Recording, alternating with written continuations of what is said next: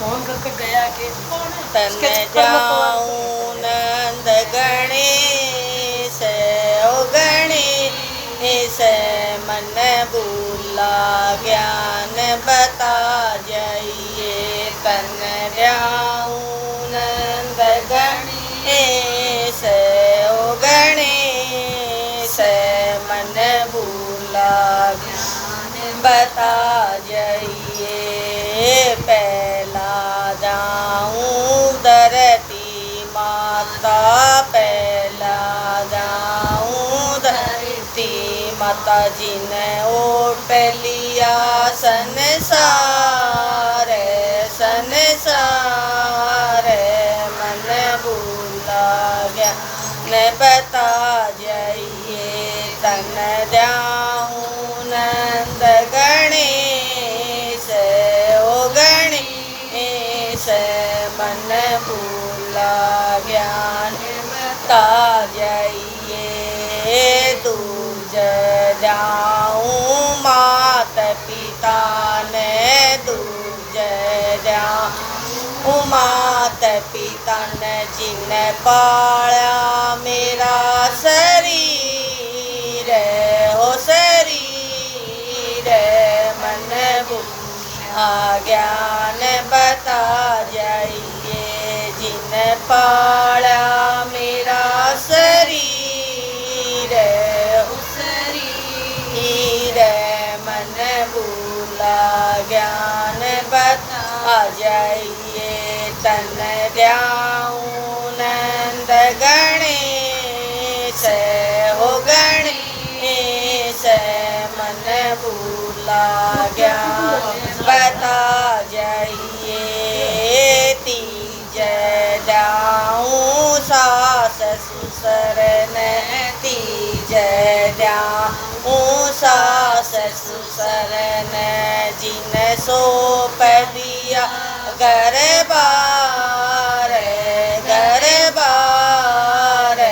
मन भूला ज्ञान बता जाइए। जिन सौंप दिया घर बार मन भूला ज्ञान बता जाइए। तन जाऊं नंद गणेश ओ गणेश मन भूला ज्ञान बता जाइए।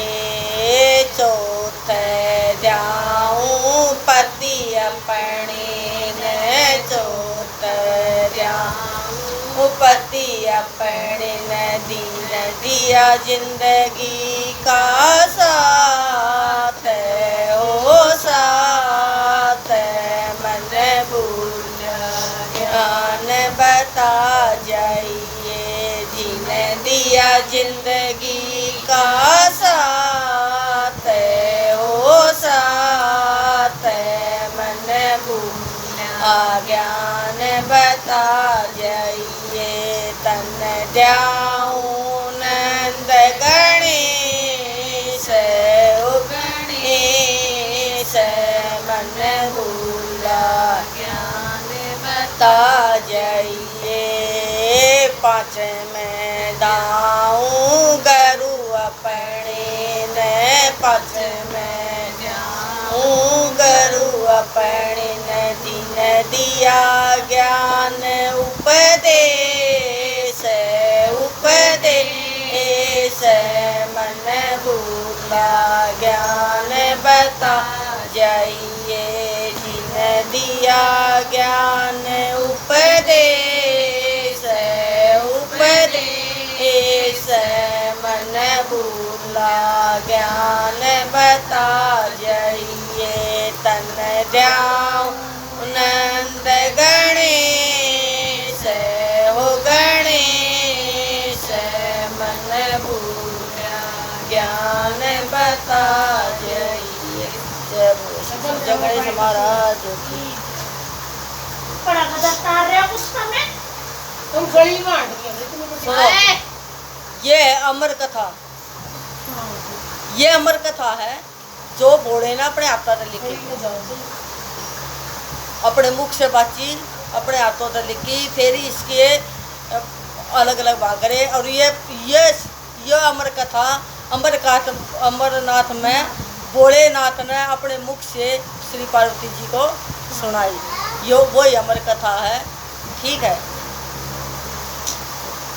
बोल सिंह सर को भगवान की जय। बार घूमण गई थी पार्वती, बार घूमण गई थी पार्वती, रास्ते में मिल गए नारद मुनि और रास्ते में मिल गए नारद मुनि। ममा बार घूमण गई थी पार्वती, बार घूमण गई थी पार्वती, रास्ते में मिल गए नारद मुनि और रास्ते में मिल गए नारद मुनि।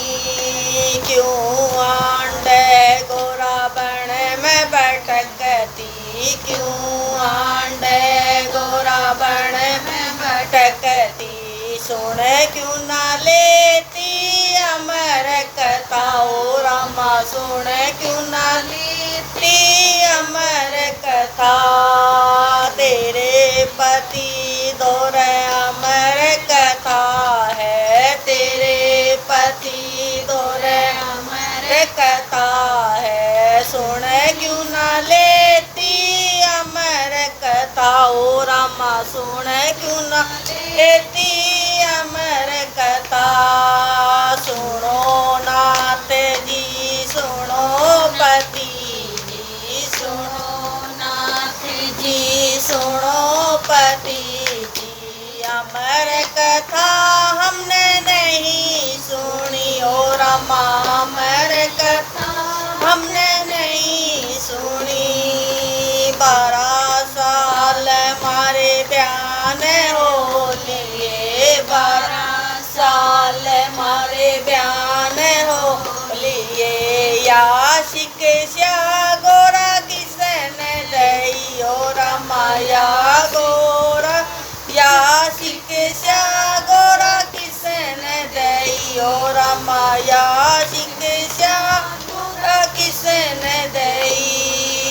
बार घूमण गई थी पति जी, बार घूमण गई थी नाथ जी, रास्ते में मिल गए नारद मुनि और रामा, रास्ते में मिल गए नारद मुनि। क्यों आंडे गोरा बन में भटकती, क्यों आंडे गोरा बन में भटकती, सुन क्यों ना लेती अमर कथा ओ रामा, सुन क्यों ना लेती अमर कथा। लाख समाधि शिव शंकर बैठे, लाख समाधि शिव शंकर बैठे, गोरा रानी की आंख लगी ओ रामा, गोरा रानी की आंख लगी। अमर कथा जब हुई समापन, अमर कथा जब हुई समापन, गोरा रानी की आंख खुली ओ रामा, गोरा रानी की आंख खुली। सुनो नाथ जी सुनो पति जी, सुनो नाथ जी सुनो पति जी, अमर कथा हमने नहीं सुनी ओ रामा, अमर कथा हमने नहीं सुनी। अमर कथा जो नहीं सुनी ते, अमर कथा जो नहीं सुनी ते, फिर हुकारे किसने भरे ओ गोरा, फिर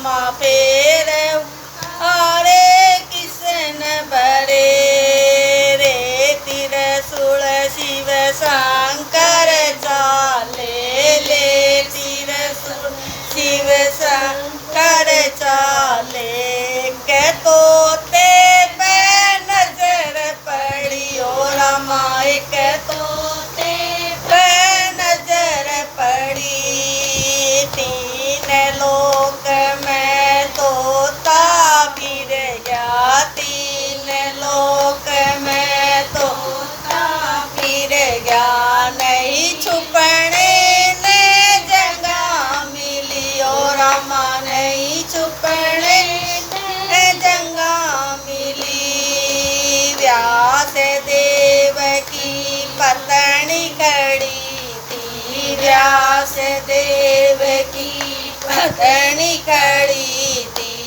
उसके मुख में जगह लई ओ रामा उसके मुख में जगह लई 12 साल में एक पुत्र जन्म्या 12 साल में एक पुत्र जन्मा सुखदेव उसका नाम धर्या ओ रामा व्यास जी उसका नाम धर्या अमर कथा जो पढ़ावे अमर कथा जो सुनावे उसकी काया अमर रहे ओ रामा उसकी काया अमर रहे ओ रामा उसकी काया अमर रहे ओ रामा उसकी काया अमर रहे। जय बोले शंकर भगवान की जय बोल शंकर भगवान की जय। श्री शिव महापुराण भाषा श्री विदेश्वर संहिता शिव वंदना बोल शंकर भगवान की जय। जय जय है शिव परम पराक्रम ओंकारेश्वर तुम शरणम नमामि शंकर भवामी शंकर हर हर शंकर तुम शरणम 10 भुज मंडन पंचवंदन शिव त्रियनन शोभित शिव सुगता जटा जूट शीर्ष मुकुट विराजे श्रवण कुंडल अति रमण लाट चमकत रजनी नायक पनंग भूषण गौरीसा त्रिशूल अंकुर गणपति शोभा डिम डिम बाजत धुनि मुद्रा भस्मी लेपन सर्वांगे शिव नंदी वाहन अति दब्बन बामांगे गिरजा विराजत घंटा नादित धुनि मधुरा गज चंबाबर बंगांबर हर कपाल माला गगेशा सिद्धेश्वर ममलेश्वर शंकर कपिलेश्वर श्री कटेसा कपिल संगम निर्मल जलय कोटि तीर्थ भय हरण नर्मदा कावेरी जल संगम मध्य शोभित गिरजा शिखरा इंद्रादिक प्रति सुरापति सेवित रंबा नादित धुनि मुद्रा मंगल मूर्ति परनवाष्टक शिव अद्भुत शोभा मुड भवन सनगातिक मुनि करत स्तोत्र मनवांछित शिव भय हरण परवाष्टक पद ध्याय जनेश्वर रजपति निर्मल पदवाष्ट कुमारी कृपा तिरुगणात्मा शिवजी पतित पावन भय हरण बोल शंकर भगवान की जय। पहला अध्याय कथा प्रसंग तीर्थराज में मुनियों का समागम। श्री व्यास जी बोले एक समय श्री गंगा जी और कालिंदी के संगम पर परम पावन प्रयाग में सब मुनियों ने अपना एक विराट सम्मेलन किया। तब परम पौराणिक सूची के आने पर सभी लोगों ने अपने अपने स्थानों से उठकर सभी यथोचित व्यस्तता की तथा पूजा सत्कार करके हाथ जोड़कर प्रार्थना की कि है मुनीश्वर कलयुग में सभी प्राणी पाप ताप से पीड़ित होकर सत्कर्म सहित फलनिधक चोर पर स्त्रीगामी दूसरों की हत्या करने वाले देवज्ञानी आत्मज्ञान रहित नास्तिक माता पिता से द्वेषी और स्त्रियों के दास हो जाएंगे तथा किसी से भी धर्म नहीं रह जाएगा। ब्राह्मण लोभी वेद बेचकर जीविका करने वाले धन के इच्छुक और मद से मोहित अपनी जाति के कर्मों को छोड़कर त्रिलाख संध्या करने वाले ब्रह्म ज्ञान से रहित दयाहीन और व्रत का लोप करने वाले कृषक क्रूर और मलिन संभाव हो जाएंगे। स्त्रियां भी धर्म के विपरीत कुसंगी और पाप परायण होंगे। रण में कायरता धर्म में विमुक्ता चोरी निष्ठा और दास्ता ही मानो इनका धर्म हो जाएगा। भोगों की लिप्सा और कामनियों की दास्तां उनके जीवन का मुख्य ध्येय होगा तथा गौ सेवा और शरणागत की रक्षा से विदित हो जाएंगे। प्रजा पालन से दूर और जीव हिंसा में उसकी बड़ी रुचि हो जाएगी। इस प्रकार वैसे भी संस्कारहीन अपने धर्म से वेद कुगाम कुमार्गी जैसे भी हो डंडी मार कर केवल धन को माना ही अपना मुख्य धर्म समझेंगे और वे किसी अन्य की और कथा भी ध्यान नहीं देंगे। वे गुरु देवता और ब्राह्मणों से रीत कामी मलिन आए वाले मोक्षानंद और परम लोभी होंगे। ऐसे ही सूद भी अपने कर्म को छोड़कर तिलक छापे लगेगा। ब्राह्मणों का आचार करने वाला नकली तपस्वी ब्राह्मणों के तेज हटता शालीग्राम आदि पाषाण पूजक होम करता कुटिल ब्राह्मणों के निंदक धर्मान कुकर्मी विद्यावान विवादी धर्मलोपक राजा क्रुद्ध दंपी महाविवानी क्रूर वर्णन के नाशक सर्ववर्णों में उच्च और दुष्कर्मी हो जाएंगे। इस प्रकार स्त्रियों में भी धर्म का पतन हो जाएगा और वे तमोगुण से युक्त यारवासी पति से विमुखी माता पिता के भक्ति से रहित दुराशय युक्त और नित्य रुगण रहा करेंगी। तब ऐसी नष्ट बुद्धि संतानों की लोक परलोक में क्या गति स्वा होगी तथा वे किस उपाय से सदगति को प्राप्त होंगे। है सूत जी, इस सम्मेलन में आप इस पर प्रकाश डालिए क्योंकि हम लोगों ने इसी बात की बड़ी चिंता है कि जगत की आगे क्या दुर्दशा होगी। परोपकार से बढ़कर दूसरा धर्म नहीं, अतः इसके लिए जो सब सिद्धांतों से मानना हो ऐसी कोई सरल युक्ति आप बतलाने की कृपा कीजिए। व्यास जी कहते हैं कि मुनियों की ऐसी बात सुनकर परम पौराण की सूत जी अपने मन में भगवान शंकर का ध्यान करते हुए बोले, बोल शंकर भगवान की जय। जो हमने वो भजन गाया था, एक तोते ने जब शिव ने कथा सुनाई पार्वती को और वो पार्वती तो गई सो और एक तोते ने वो कथा सुनी और उसने वो कार्य करी। ले त्रिशूल शिव शंकर चाले नहीं छुपड़े जगह मिली तो वो तोता 3 लोक में फिरा, पीछे पीछे शिव शंकर आगा गया तोता तो उसे छुपने की जगह नहीं मिली। व्यास जी की पत्नी खड़ी थी, उसके मुख में जंग आ गई तो उसके मुख में बढ़ गया, वो उसके मुख में जाकर उसके पेट में चला गया। तो 12 साल में वो पुत्र हुआ, एक पुत्र 12 साल में एक पुत्र जन्मा। सूत जी उसका नाम धरा। तो जो सूत जी से पूछ रहे कि सूत जी आप बताओ कि आगे कलयुग में इंसानों की क्या गति होगी। सूत जी जब पूछ रहे हैं तो वही सूत जी से जो व्यास जी की पत्नी के गर्भ से जन्मे 12 साल में, क्यों उसने तो अपने कान तक कथा सुन रखी थी, ठीक है 12 साल। तो 12 साल में वो तो कथा सुन रखी थी, उसको तो पूरी याद थी। उसने कलयुग में उद्धार के लिए, कलयुग इंसानों के उद्धार के लिए कथा लिखी, कथा का वर्णन किया व्यास जी ने और ये कथा का उद्धार किया, अपने हाथों से कथा लिखी कि हाँ कलयुग में जो इंसान पढ़ेगा उसका उद्धार हो जाएगा। वही सूत जी थे, ठीक है। वो सूत जी से सारे देवता पूछ रहे हैं कि कैसे होगा। तो सूत जी शिव शंकर का ध्यान कर रहे हैं कि अब इस ना व्यास जी कहते हैं कि मुनियों की ऐसी बात सुनकर पौराणिक सूत जी ने अपने मन में भगवान शंकर का ध्यान करते हुए बोल शंकर भगवान की जय। दूसरा अध्याय शिव पुराण की महिमा और संहिताओं के भेद। सूत जी बोले, मुनीश्वरों, यह आपने त्रिलोक हितकारी उत्तम प्रश्न किया है। कली के पापों का नाश करने वाला, कली का मतलब कलयुग के पापों का नाश करने वाला, कली के पापों का नाश करने वाला परमार्थदायक शिव पुराण नामक ग्रंथ सब ग्रंथों में उत्तम और वेदांत सार का भी सर्वस्व है, जिसके पढ़ने सुनने से मनुष्य सर्वोत्तम गति को प्राप्त होता है। भगवान वेद व्यास जी के कहे हुए इस पुराण का बहुत महत्व है। इसके कीर्तन और श्रवण से जो फल प्राप्त होता है वह सबका सब मैं तो नहीं कह सकता, किंतु उसका कुछ महत्व आप लोगों से कहता हूँ। ध्यान देकर सुनिए। इसमें मैं अपनी ओर से कुछ भी नहीं कहूँगा, जो व्यास जी ने कहा है वही कहूँगा। व्यास जी ने कहा, यदि शिव पुराण का एक आधा श्लोक भी कोई पढ़ेगा तो पाप से छूट जाएगा और यदि सावधानी से संपूर्ण पढ़े तो जीवन मुक्त हो जावे और इसके अनुसार आचरण करे तो एक एक अश्वमेध का फल पावे। यदि कोई दूसरे भी शिव पुराण की पूजा कर दे तो वह देवताओं की पूजा के समान फल प्राप्त करे, इसमें कोई संदेह नहीं। क्योंकि शिव संहिता नामक इस सुधा कि स्वयं शिव भगवान ने उपनिषद रूपी समुद्र को मत कर उसमें से निकाला है। अतः जो उसका पान करेगा वह निश्चय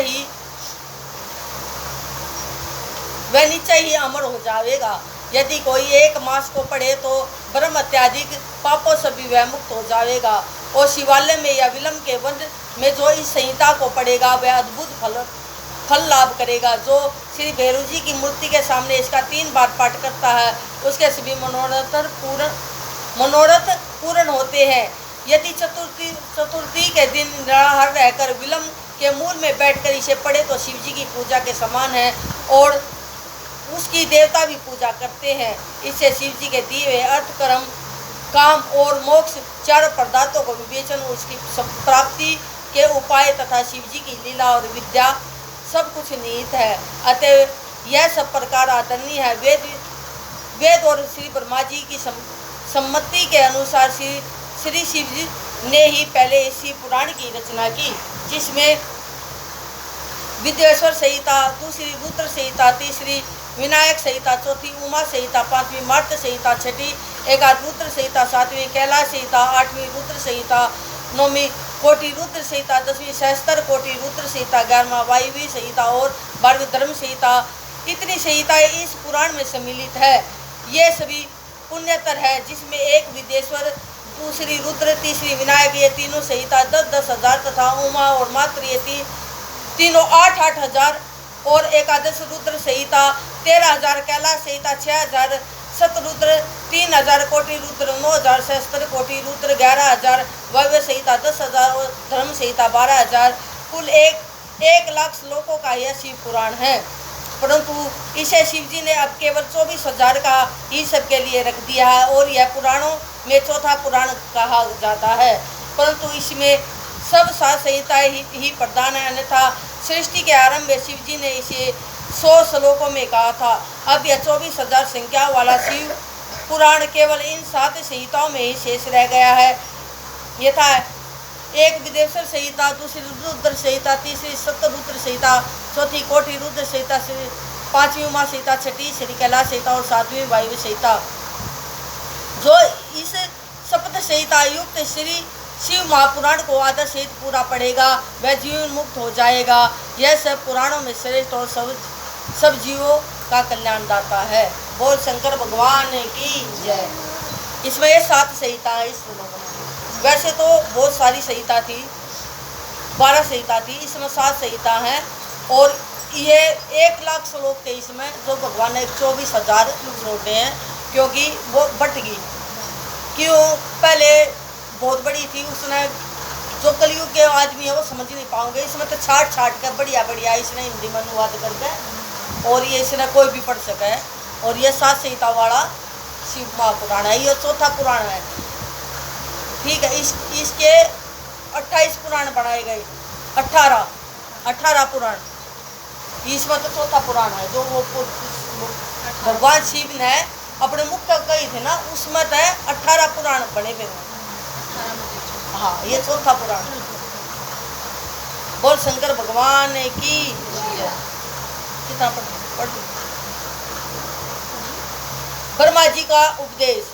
व्यास जी बोले, सुत जी, ऐसा कहने पर उन समस्त ऋषियों ने कहा कि हे महामुनि, यदि आप हमें अद्भुत वेदांत सागर माँ शिव पुराण सुनाते हो तो बड़ी कृपा होती है। मुनियों से ऐसा कहकर शिव जी का स्मरण करते हुए सुत जी प्रसन्न होकर बोले, अच्छा तो अब आप लोग दुर्लभ महाशिव महापुराण को ही सुनिए, जो समस्त वेदों का सार है और जिसमें भक्ति, ज्ञान, वैराग्य तीनों का वर्णन है।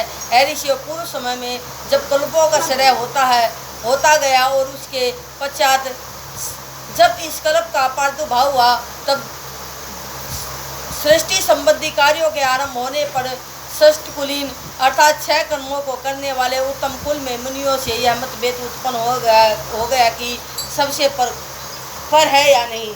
तब इसके निर्णय के लिए वे लोग ब्रह्मा जी के पास गए। ब्रह्मा जी ने कहा, जो सबसे उत्पन्न हुआ, जिसमें मन वाणी की कोई गति नहीं तथा जिसे ब्रह्मा विष्णु रुद्र इंद्रादि के महाभूतों और इंद्रियों में संयुक्त सारे जगत की उत्पत्ति है, वही सबसे पर है और वह सर्वज्ञ जगदीश्वरम श्री महादेव जी हैं, जो परम भक्ति से दिखाई पड़ते हैं तथा रुद्रादि सभी देवता जिनके दर्शनों के अभिलाषा रखते हैं। अधिक क्या कहूँ, शिव जी की भक्ति से संसार का जाल कट जाता है। उनके प्रसाद से भक्ति और भक्ति से ही उनके प्रसाद की प्राप्ति होती है। जैसे बीज से अंकुर और अंकुर से बीज की उत्पत्ति होती है। अतः है ब्राह्मणों, आप लोग महादेव जी का प्रसाद पाने के लिए 1000 वर्ष तथा दीर्घ यज्ञ मनाइए, जिससे शिव जी की कृपा से आपको साध्य और साधन का ज्ञान होगा। इस पर मुनियों ने पूछा कि है भगवान, यह साध्य और साधन क्या है? ब्रह्मा जी ने कहा, साध्य शिवपद है और साधन उनकी सेवा करनी है, परंतु इसके साधन को सर्वदा निष्प्रह होना चाहिए। जब इस प्रकार वेद विधि से भगवान शिव की आराधना होती है, तो परमेश्वर पद की प्राप्ति होती है और जो जैसा करता है उसे वैसा फल प्राप्त होता है। इस संबंध में स्वयं शिव जी ने ही कई निर्देश दिए हैं, कानों से सुनना। देखो किस किस में भी वो है, इसमें फल मिल रहा है। सुनो, ये 6 प्रकार की भक्ति है। कानों से सुनना, वचन से कहना, मन में मनन करना भी एक महान साधन है, क्योंकि वे महेश्वर सर्वदा ही सुनने, कीर्तन करने वाले और मनन करने योग्य है। अतः साध्य तक पहुँचना हो तो साधन से डट जाना आवश्यक है। प्रत्यक्ष का ही विश्वास होता है। अतः बुद्धिमान को चाहिए कि गुरु मुख से श्रवण कर कीर्तन और मनन द्वारा शिव योग प्राप्त हुए। संभव है कि साधन से पहले तो कुछ कलेश प्रतीत होए, परंतु पीछे आनंद मंगल ही प्राप्त होता है। बोल शंकर भगवान की। एक और पढ़ चौथा अध्याय। सनत कुमार व्यास संभव। इस पर मुनियों से ने पूछा कि ब्रह्मा जी, श्रवण और मनन क्या है तथा कीर्तन कैसे किया जाता है? ब्रह्मा जी ने कहा, ईश्वर के रूप, गुण, नाम और अनेक उनके विलासों में अपनी पूजा और जप से रुचि बढ़ाना तथा निरंतर अपनी युक्तियों सहित अपने मन को उनके सम्मुख रखना मनन है। और जो श्री परम ब्रह्मादेव जी अथवा शंभु भगवान के नाम का बारंबार जाप करना कीर्तन है तथा दृढ़ हो भगवत संबंधी शब्दों को कानों से सुनना, उसमें चित्त स्थिर करना। जब सत्संग में बैठकर भगवान महादेव जी का कीर्तन कर ले तब उनका मनन करे, वही सर्वोत्तम मनन है, जिससे आत्मा पवित्र हो जाती है। सूर्य जी बोले, मुनीश्वरों, मैं साधन संबंधी एक पवित्र प्राचीन इतिहास आप लोगों को सुनाता हूँ, सावधान होकर सुनिए। एक समय जब सरस्वती नदी के तट पर मेरे गुरु पाराशर पुत्र भगवान वेदव्यास जी तप कर रहे थे, तो सनत कुमार जी ने आकर उनके निकट बैठकर पूछा कि यह भगवान शिव जी तो प्रत्यक्ष ही सबके सहायक है, फिर आप ऐसा सब क्यों कर रहे हैं? व्यास जी ने उत्तर दिया, मुक्ति के लिए। इस पर सनत कुमार जी ने कहा, अवश्य पहले मुझे भी ऐसा ही भ्रम हुआ था और मैं भी मंदराचल पर्वत पर जाकर तप करने लगा था, परंतु जब दयालु शिव जी की आज्ञा से नंदीकेश्वर ने आकर मुझे यह बतलाया कि शिव जी के श्रवण कीर्तन और मनन से मुक्ति प्राप्त हो जाती है, तब मेरा सारा भ्रम दूर हो गया। अतः वह ब्राह्मण आप भी ऐसा ही कीजिए। यह कहकर सनत कुमार जी चले गए। इस पर ऋषियों ने सूर्य जी से पूछा कि जो श्रवण कीर्तन और मनन नहीं करता, उस जीव की मुक्ति कैसे होती है तथा बिना यत्न किए भी वह कैसे मुक्ति प्राप्त कर सकता है? बोल शंकर भगवान की जय। प्रसाद लेन भेजा था, मिल जाए ना? नरेल तो मंगा रखा है।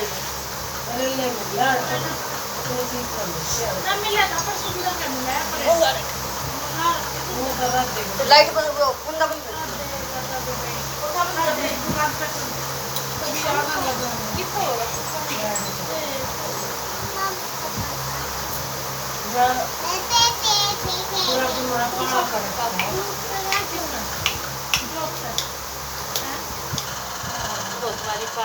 बड़ा सा चाल हवा भी खूब कष्ट कर दीजिए। हम भी चला के थे ना